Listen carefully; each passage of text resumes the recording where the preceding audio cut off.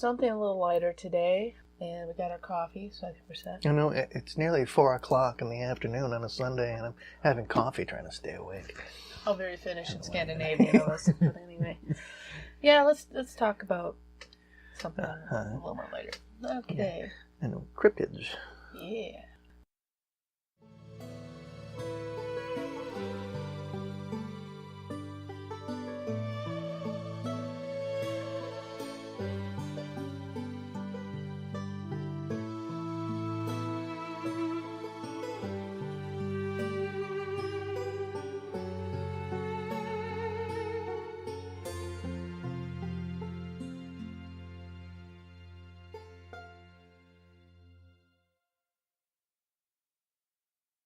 Welcome to Unearthly Upstate. I'm Mari.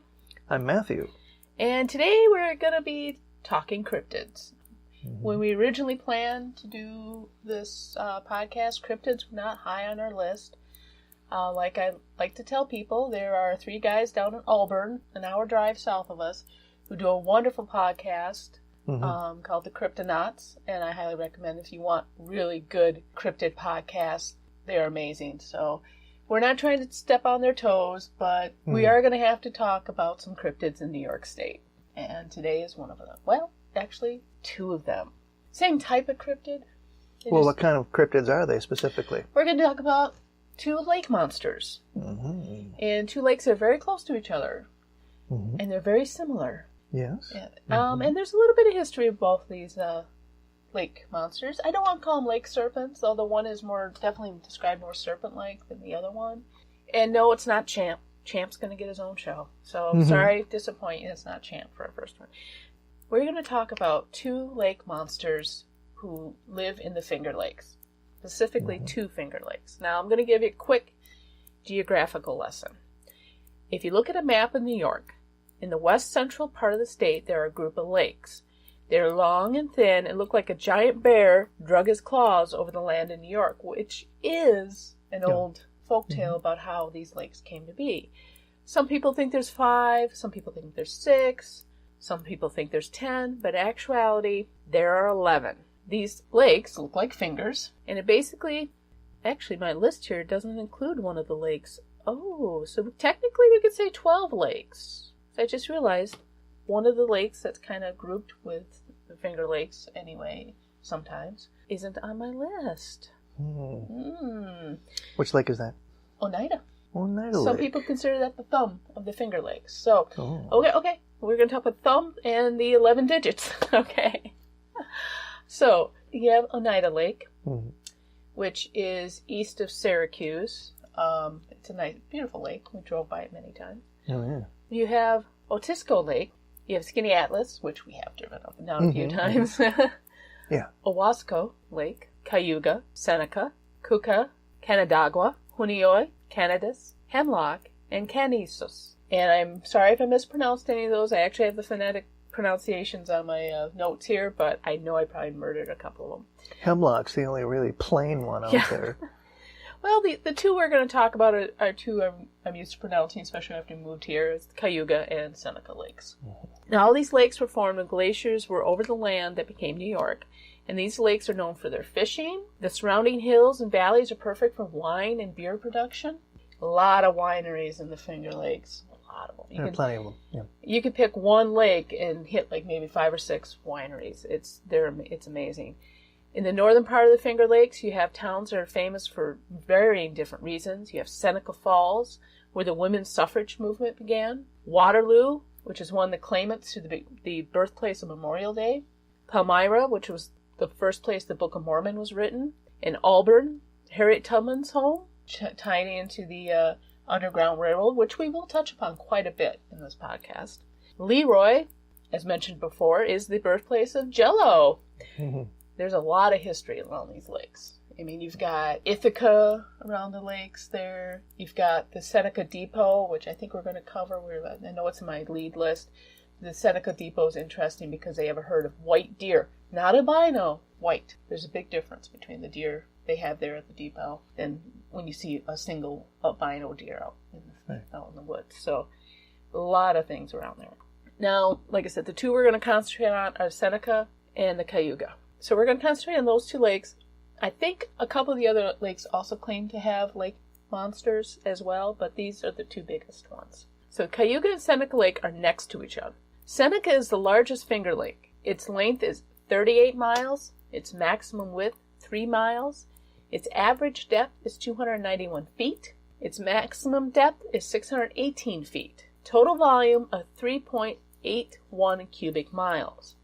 Cayuga, its near twin, is the second largest lake. Its length, 31 miles. Its max width, 3.5 miles. Its average depth, 182 feet. Its maximum depth, 435 feet. Total volume, 2.27 cubic miles. Interesting to note, both these lakes, not together, but just separately, just take like Cayuga separately, it's larger than the most famous lake with a lake monster in it.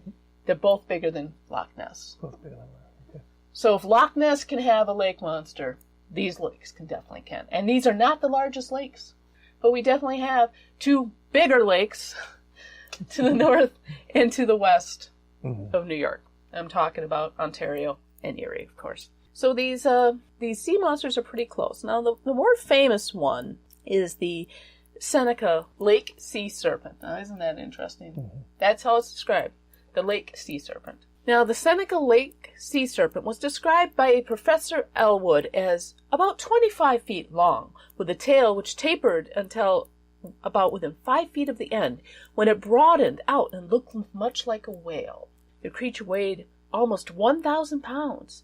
His head was perhaps 4 feet long and triangular in shape.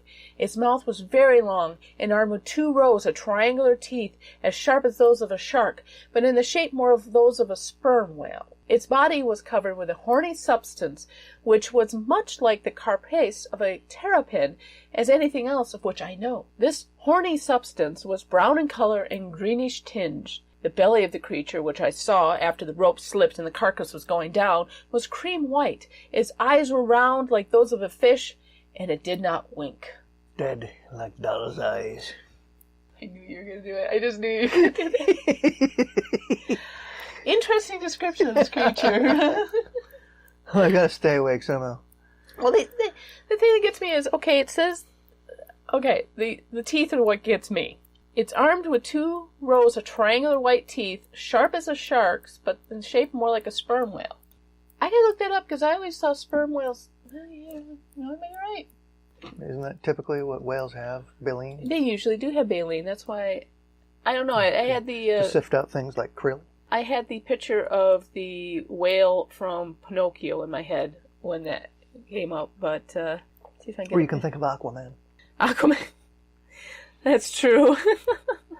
That's a bit... Yeah, they... You there get we the go. idea of hiding from enemies from a book? A children's book? It doesn't have baleen. They do have teeth. No, I was thinking they're of humpback. toothed. Yeah, they're toothed. Okay. Yeah. I was thinking of the humpback whale. Okay. But, yeah, maybe I don't think sperm whale teeth are sharp. Hold on. Oh, they are. Kind of. Shark teeth are like arrowhead. In this picture, these are more like cones. Yeah. So, yeah, there is a difference between the teeth. So, apparently, I guess what he's trying to say is they weren't the arrowhead-looking teeth, but why didn't he just come out and say they were sperm whale teeth? I don't know. Well, probably because Professor Elwood was a geologist. Who happened... Wrong kind of expert. Yes, he just happened to be at the scene of the Seneca Lake Sea Monster's most famous sighting. Or was he? Oh. Got something interesting here. Researching this, I got really excited. Oh, really? Because I found a well, it wasn't a copy, it was just written in a blog. There was no photograph of the original news article, but it was supposedly a verbatim copy of an original news article. And let me read it to you now. Now, this happened on July 14th, 1899, and this is when the Seneca Lake Sea Serpent was killed. From the Sea Serpent of Seneca Lake, Seneca Daily Times, October 12, 2012. An incident on July 14, 1899 received wide attention in local newspapers as well as the New York Sun. Titiani. Titiani. Titiani, yeah. A side-wheeled steamboat with Captain Carlton C. Henderdine and pilot Frederick Rose was traveling Seneca Lake with a few passengers on board. Somewhere between Dresden and Willard, about 7 p.m., Pilot Rose reported that about 400 yards ahead he saw something that appeared to be an overturned boat. Captain Henderdine then examined the object with his telescope and described it as being about 25 feet long, with a very sharp bow and a long, narrow stern. The steamer continued her course to Geneva, but when suddenly one of the female passengers exclaimed, "There it is!" The thing had come up, and the passengers and the captain ran to the rear of the ship to take a closer look. About 50 yards from the ship, they saw the long, lithe body of a monster lying on the surface. The captain gave the order to turn the boat so that the boat's starboard paddle wheel would strike the creature midway between the head and tail. The boat went ahead full steam and struck the monster with enough impact that every passenger was thrown off his or her feet. Lying close beside the ship was the monster with a gaping wound on its side. It raised its head and gave what sounded like a gasp and lay quiet. Its spinal column had been broken and it was dead. What a horrible thing to do. Well, exciting, right? Well, this captain Yeah. was responsible for the safety of his ship and everyone on board. Yet he throws everyone into the hazard, the boat and passengers and his crew and all, to go after this thing that might very well be a deadfall floating in the water. True. And if the paddle from his boat hit that, it could have stranded everyone out there in the lake. Mm-hmm. They'd be out there with a broken boat. I have some good news and bad news for you. What's that? Good news. There was a steamship named that, with a captain and a pilot named that. Mm-hmm. There was a news article that appeared in a local newspaper that day, and it did talk about the death of the serpent. Yep. But it didn't happen the way that story, which I just read, which you can find in almost every other rendition of this tale of the Seneca Lake sea serpent, is repeated over and over again. Oh my goodness. But when I did a little digging in New York historical newspapers, I found this gem.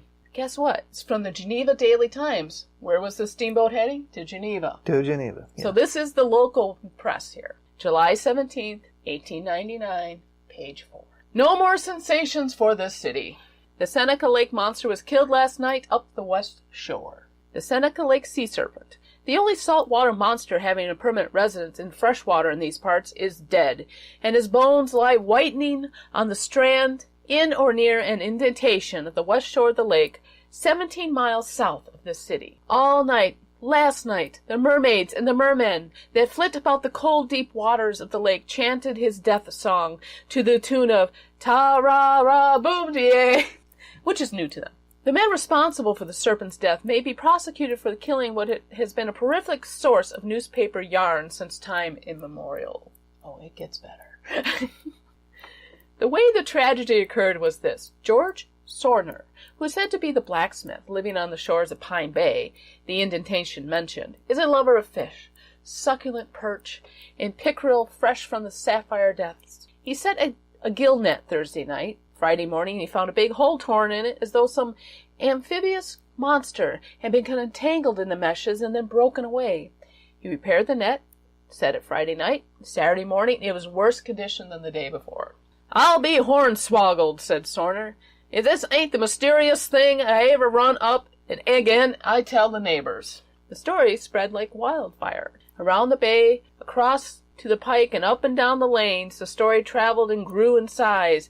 It was said to be a dugong, a manatee, a hippopotamus with 100 teeth as sharp as swords. It had been caught in the net. Sorner himself was in cold sweat. He thought of all the sea serpents he'd ever dreamed about, but none, so far as he knew, had ever appeared twice in the same place. The neighbors tried to cheer him up, and finally agreed to come to his help if he would stand guard and let them know when the sea serpent, or whatever it was, would strike the net. A pistol shot was to be the signal. A stronger net was procured and set Saturday night. Sorner took his position in the stern sheets of his boat, and holding the portion of the net in his hand to detect any unusual disturbances. And through the long hours he kept his lonely vigil, and watched the stars march in majestic procession across the heavens. The wind changed. Clouds spread the sky. Rain fell and wetted him to the skin, but he kept his post. And just before sunrise yesterday morning he felt something strike the net and jerk He fired the signal shot and rowed rapidly to where the water was in great commotion. Swish! Swash! A portion of the long, smooth, slate-covered body appeared above the surface, sped past him and disappeared. 4 shots more to be fired to hurry his helpers.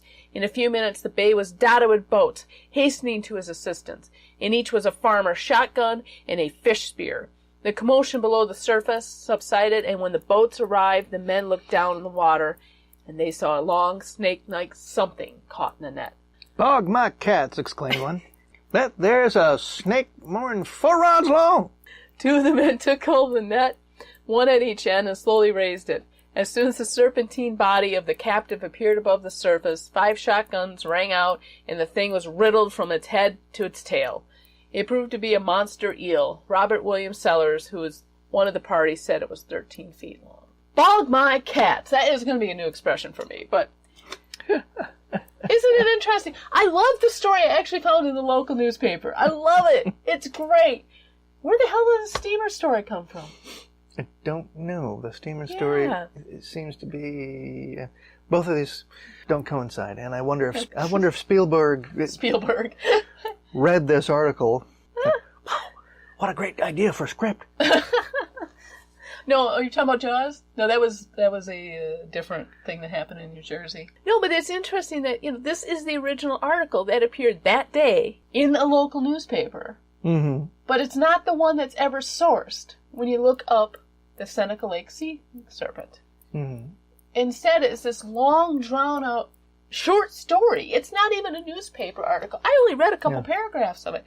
The actual story goes on for, at least 10 or 15 paragraphs. Oh, boy. And it goes into, personality descriptions of these characters, and just, Professor Elwood, and, the captain, and this stuff that a newspaper writer would never do. But I love the actual one I found. It is so kind of silly. I mean, definitely the reporter was having fun with it. But it probably was a real event. There probably was an eel stuck in that lake. And, when they mentioned in the article the salt water sea serpent, stuck in a freshwater lake, right, that it just doesn't follow. Right. Any saltwater life is going to die in freshwater. There are a couple, exceptions to that. Like salmon can be in saltwater and freshwater. They can move between the two. But I mean, as a general rule. As a general rule, you're right. But, there are some species who could do it. But that was basically the biggest story of the Seneca Lake sea serpent. It's a mouthful. Luckily, the Cayuga Lake monster has a cute nickname. He's Old Greenie. He's also long and eel-like, with sharp teeth, but he's much smaller. He's only 12 to 15 feet in length. And he's also might not be alone. Mm-hmm. There might be more than one of them. So that's interesting. Now, again, looking at my favorite source, New York Historical Newspapers, I did find, based on what they had in their database, this is the oldest article I found about the Cayuga serpent, or Old Greenie. This was from the Ithaca Daily Journal, January 5th, 1897, on page 3. The article stated that this year marked the 69th annual appearance of the sea serpent called Old Greenie. The members of the journal staff have been living in daily anticipation of the monster's appearance and have actually shunned assignments which would take them near the water's edge for fear of being compelled to shudder and tremble at the sight of it, reported the journal. Not a big newspaper article, basically saying, hey, this creature keeps appearing once a year, and they didn't even want to go report on it because it was so scary. They shunned the assignments. Oh, yes. Shunned the assignments. In fear of what? Of seeing the thing. I guess it's that terrifying. It's a 12-foot-long eel. It's an eel, not the Gorgon. You're really afraid of being turned to stone? There might be 2 of them. So we might have a breeding population in Cayuga Lake. Now, there are theories that because these lakes are so close that these creatures actually are related to each other. Of course, the theories go from fish, eel, especially if they got caught when the glaciers were receding. If that's thousands of years. Yeah. They might have got caught when dams were built along the way. So there are a lot of plausible theories if you follow those ones that, these were an outside species that were caught in there. Such as, well, they're trying to postulate perhaps that they're like underground streams and tunnels. That used to be a popular theory, but that's been disproven. There's no connection between the two lakes via waterways, Right. At least underground waterways. And I think the streams would be too small for creatures of this size to transverse without people going, oh my God, look at that thing. A lot of misinterpreting what type of fish you're seeing. Because some fish, and we were doing our research, get quite big. And I'm sure there are fishermen out there, who can swear up and down they saw, a muskie that was a lot bigger than what they're supposed to get. And people probably give them a hard time, but it's plausible. I mean, look at the world records. Look at freshwater fish world records. And some of these world records are just amazing.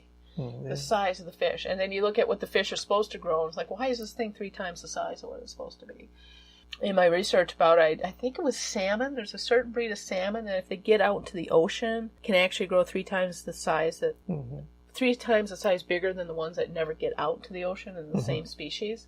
So right there you got an interesting thing going on with it. Well, there are many species of fish. They'll grow to a size that will grow to any size that their environment will allow. Yeah. And these lakes are bigger than Loch Ness, and they're supposed to be, a plesiosaur or whatever in Loch Ness. Well, that's just ridiculous. But and they're describing much smaller creatures than Nessie. So is it plausible? Yeah. Might be all eel sightings? Yeah. Could be. I know the most common thing to do is say, oh, it's a sturgeon. Yeah, I mean, like I described in one of our soft episodes, that's exactly what happened up near Hayward, Wisconsin. It was a sturgeon that got caught in this little lake and lived there quite happily as the top predator until it died of natural causes over 100 years after it got caught in that lake. So, yeah, that's very plausible. It could be a sturgeon. It could be. There are certain types of waves that appear on lakes shaped like the Finger Lakes, the long, thin lakes. The main thing is long, thin lakes. Lake Champlain is a long, thin lake. All the Finger Lakes, unless you count the Thumb of Oneida, which doesn't look like any of the other Finger Lakes, they're long and thin. There are certain waves that appear that will give like a serpent look when they go across the lake. Exactly. More so if somebody's running power boats or whatever. And these lakes are big enough. Yeah, you definitely got people running power boats up and down these. I think you'd almost need to on the Cayuga and Seneca. The smaller ones, it would probably be stupid to run a real big one, but a real big boat. But I could see them safely being run on these. So yeah, I could see those waves coming in and people misinterpreting them. I don't know if the otter theory would work on these smaller lakes. There have been people who've proven that otters will sometimes swim in a straight line, and there'll be like 3 or 4 of them. And while they're swimming, it gives that look of a serpent. I've seen videos where people have recorded otters doing that, and it does look serpentine until you realize it's 3 different creatures, swimming. Maybe otters, whatever. It seems like most of the sightings happen farther out from shore. Sturgeons are usually to blame. I'm thinking a different fish. I'm thinking the northern pike. And there's a good reason for this. The record pike was caught in Scanadaga Lake in the Adirondacks, September 15th, 1940. This fish weighed 46 pounds, 2 ounces. It was 52.5 inches in length. Because it was caught in a much smaller lake than Cayuga or Seneca, in the same state, I'm more likely thinking that this fish may be a pike that people are seeing. And also, they also have triangular-shaped teeth, and they have triangular-shaped faces. So, for me, it was probably a pike that they're seeing. Now, it could be an eel, but, we don't know. Now, we have driven Seneca Lake, but we didn't see much on it. No. Although we had a great meal overlooking the lake. Right, Yeah. Turned out to be one of the top places to have burgers. We didn't know. We were just hungry and pulled in. I forget the name of the place, but it was awesome. We were down in Ithaca. We saw the Museum of Planetology. That's right. We didn't get to do the planet walk because we couldn't find a place to park, unfortunately. We did see a couple of the falls there, but most of the day it was a nice spring day. I think it was like a year ago we did that. And I just remember we were all hungry and we just found the closest restaurant, and they had this, the hill. Excellent sandwich. Oh, excellent place. And then I get home and I'm looking it up, and it turns out to be one of the best burger places in New York State. But this view over Seneca Lake, it was gorgeous. And it was amazing lake view. I had a job near Skaneateles, as a matter of fact, when I worked at Welsh Allen. So Yeah, Skinny Isle is an interesting town, too. We'll probably be covering them eventually. Like I said, I got about 5 years worth of leads, guys. When you hear me say, we'll be covering it eventually, it might not happen for a while. Mm-hmm. So those are the two biggest lake monsters in the Finger Lake. Mm-hmm. Greenie and the Seneca Lake sea serpent. Yep. So what do you think of those stories? Well, I think I find it interesting that the two newspaper articles about the same event are contrast so starkly. One being about the steamboat, the steamboat captain pointing his steamboat full of passengers and running it over with it when it could have been a large load. It could have been a large floater. And that would have been caught in the wheel. Exactly, and stranded everybody out there on the lake, possibly sinking the boat and creating it's just not possible that a steamboat captain would do that sort of thing. Here's the other thing, though. I never found the actual newspaper article like that. Remember, I got excited. I looked up the date. I was looking up the local newspapers, and here on that date is a thing about the Seneca Lake sea serpent. I'm excited. I'm like, oh my God, I finally found one of these sources that everyone else quotes, and it's a totally different newspaper article. And then the newspaper article that you say reads like a short story. Yeah, the one that everyone quotes. The one that everyone quotes about the fisherman. No, the one that everyone quotes about the paddle wheel. Oh, I never see the story about the fisherman and the eel. Oh, okay. In any of the other sources I read, the one that's always quoted is the exciting story about the steamboat running it over, and it's more of a monster description.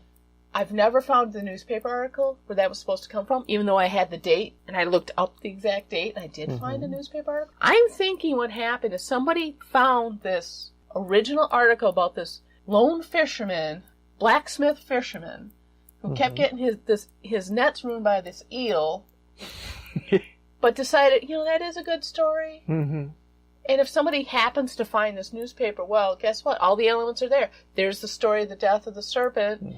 There's a timetable of the steamship. I think they just combined the death of the serpent, and then they came up with this whole story. And it's all there on the front page, or the page 3, whatever. It's the schoolhouse all over again. It's the schoolhouse over again. It got embellished, and because, like I said, I'm a lazy researcher, so I'm not blaming anyone who doesn't dig further, because I could be digging further. We could have gone down to Seneca Lake, and we could have done our own research. I mean, there's a lot more we could do for research. When they start quoting newspaper articles, and you can't find, even if that newspaper they quote exists at one point. Granted, like I said, the New York Historical Newspaper Database probably doesn't have every newspaper that was ever in New York. It's very thorough, I'll give it that. Recently, one of my leads was a Bigfoot, talking about cryptids, a Bigfoot sighting that happened at Sackett's Harbor. It's constantly reported as the first Bigfoot sighting in the United States. Probably not. We won't get into it if we talk about it, but just quickly. So I'm like, cool, Sackett's Harbor. Let me go on my database here. Nothing. Not a mention. Nothing about Sackett Harbor and Bigfoot or Wild Man. The only newspaper I found it from was in New Hampshire. And one thing you discover when you're reading these older newspapers are these fluff pieces. And the article that the Seneca Lake serpent got killed and they found it was an eel is kind of a fluff piece. A lot of these fluff pieces are written as tall tales. I'm not saying that the Sackett Harbor thing didn't happen, but it happens a lot in these newspapers as you read through them. Fascinating. I find it fascinating anyway. There's another possibility that another newspaper picked up the original story and thought, oh, this is boring, and then wrote this bigger story, which involved the chase across the lake and running it over. And there's one of our producers telling us to hurry up. And the reporters from the Ithaca Daily Journal who won't get next to the water for fear because of Greenie, old Greenie, in the Cayuga Lake, and I don't know what made old Greenie that much more frightening for people. They're smaller. And exactly. It's a smaller, but there's supposedly more than one of them. So maybe people are afraid to hunt in packs. I don't know. What was it that? Yeah, exactly. What was it about old Greenie and the possibility of seeing more than one at a time? They only appeared once a year. Well, as a a member of the journal staff at the Ithaca Daily Journal, all you have to do is avoid that time of the season down by the shores of the lake, and you're fine. Yeah, you know? but that you can't miss. That particular story kind of reminds me of there's a lot of devil's lakes across the United States, and nearly all of them have the story of a certain time of the year, if it's a full moon, the devil will appear at the lake. I mean, like the blood moon, that sort of thing. Something like that. Sometimes they give a date, like a Friday the 13th. And if it's a full moon, you know, it depends how embellished the story is. It's almost the same type of thing. Mm-hmm. I like the theory that, you know, hey, if you have a popular lake, and believe me, the Finger Lakes are popular for tourists. You need lake monsters. You need them. It's like the B&B that needs the ghost story. Yeah, you need them. I have nothing, you know, these are great tales. And I'm not the type of skeptic to say, well, because lake monsters can't exist, so why do you talk about them? No, talk about them. You know, part of being a fisherman is telling tall tales. It's because nobody does see the fish that got away. So, you might be telling the truth, but it's going to come off like a tall tale, you know. Exactly. But and what happens if you do happen to encounter one of these lake monsters, so-called? And are you really going to relate that story to somebody? Well, it depends. You know, you have to catch and release this certain species, or are you going to be able to? I'm not going to be able to talk about it without photographic evidence. Yeah. And why is it that everybody's so far away from the subject, and everything is so blurry? When we get to Champ, I have my own theories about one of the more famous photos of that one, and I think a lot when they do get the photos, you find out they're waves or they're deadfalls or you know, there's something floating around, rolling around in the water that makes it look as if it's something live moving through the water. There was a YouTube video of this farmer said he caught in Iceland. Said he caught this Icelandic snow sea serpent in his lake nearby his house. And you watch it, it does give that effect, but then you realize you're not given any spatial clues of how big this thing is, and you're given no size relation. You're given no size relation, no and I remember thinking at the time that could be a rope that got caught in this lake and it's just floating, and the way he filmed it made it look bigger. You know, it's just like trying to film a UFO or something you see in the sky, you're not sure what it is.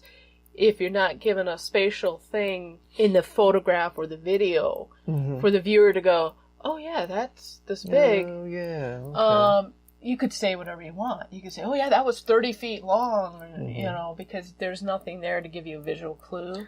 Well, you know, with the original hoax that was Nessie, they put the carved model on top of the remote control boat. Oh, was it? No, it was just a toy submarine. Toy submarine, whatever it was. Yeah. And floated out there, and through forced perspective, they were able to make it look as if it was out there on the lake. Right. You know. Plus, this was, I don't know, what was the photograph taken with? An Instamatic or a 35 millimeter or something like that? It was a spite photo. I know from the story, it was a spite photo. The guy was trying to prove somebody else wrong.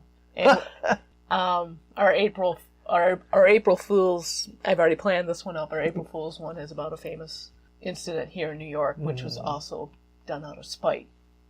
So sometimes spites can become interesting things. I mean, yes, they develop a life of their own. Yeah. Again, go to Nessie. There were stories of a lake monster in Lake. Loch Ness, long before he took that photo. So obviously influenced by the story. I didn't find many photos of Greenie and the Seneca Lake sea serpent. There were a few online, but you look at them, it could be a wave, that could be a stick. There wasn't anything I could say, yeah, that kind of does look like a sea serpent. And when you get these photographs, there's no horizon. Yeah, that's what I was saying about the spatial clues before. That, I guess I am going to speak about the Champ photo a bit. And why, and waves come in many sizes. So. But the most famous one, when you see the cropped version of it, which is what you're mostly going to see, you definitely aren't given a spatial clue. There is an expanded version of that, which you do get a good spatial clue, and that actually makes me think it was a misidentification. I'm not going to give my theory on what I'm saving that for the champ episode. To me, it looks something different than what they thought it was. No kidding. When you see the larger photo. Because it's possible the size they claimed was the size it was, but to me it looks too static. And I hate to get off on the subject that we're not going to discuss for maybe a year, but yeah.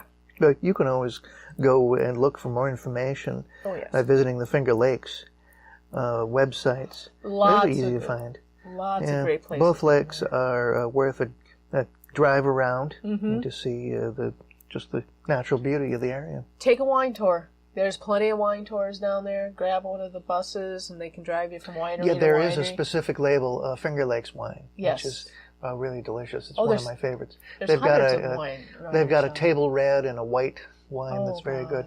Comes in at about 12% alcohol, somewhere around there, which makes it, and it's very sweet too. Yeah.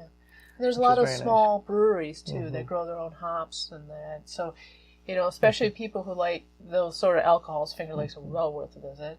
If you like fishing, well worth a visit. Oh yes, definitely. They're nice. There wasn't any dumping or anything like that. No, they've been very good. They haven't been polluted, so it's very pristine fishing. They've protected them all very well. Yes, they have. Unfortunately, not like Onondaga Lake, which finally is getting clean. They say they might be lifting the swimming ban soon. I wouldn't. So I think we better wrap this up. Like you said, the Finger Lakes are a great place to visit. You can go to the southern part of the lakes. You can go to the northern part of the lakes. I mean, they've all got their different little quirks and twists. You see, Cayuga Lake's got Old Greenie, but with Seneca Lake, it was just known as the Seneca Lake Monster. Seneca Lake Sea Serpent, yes. Sea Serpent, and it didn't get a name. No, which was interesting, because I know there's at least 2 other lake monsters on 2 other different lakes, and both of them have cute nicknames.